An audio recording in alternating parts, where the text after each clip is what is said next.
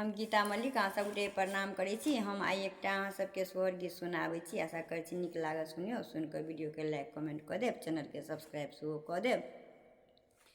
गाम के पछिमा एक कुइया सुन्दरी एक पानी भरू रे ललना रे घोरबा चरल एक कुमार पानी के पियासल रे ललना रे घोरबा चरल एक कुमार पानी के पियासल रे पानी पीबू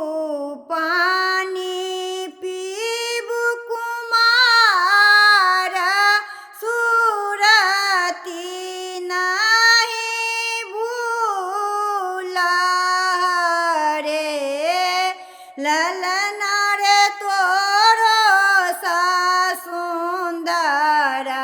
हमर स्वामी जेते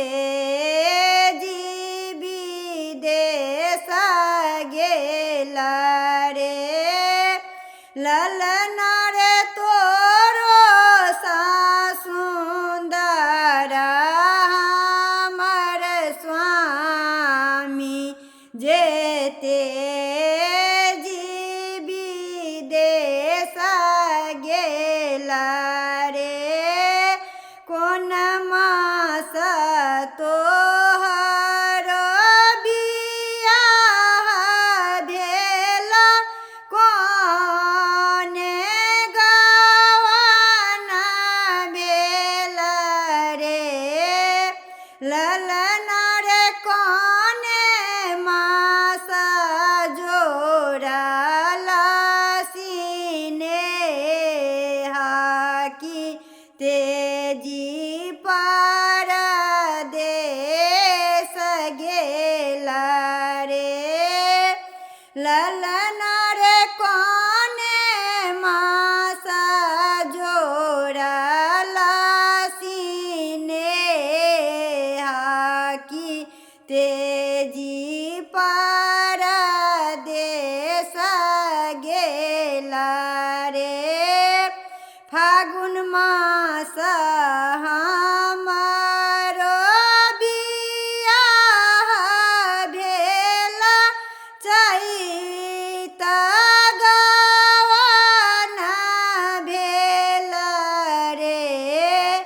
ललना रे बैसाख मास जोड़ल सिनेह की तेजी विदेश गेल रे ललना रे बैसाख मास जोड़ल सिनेह की तेजी विदेश गेल रे ललना रे बैसाख मास जोड़ल सिनेह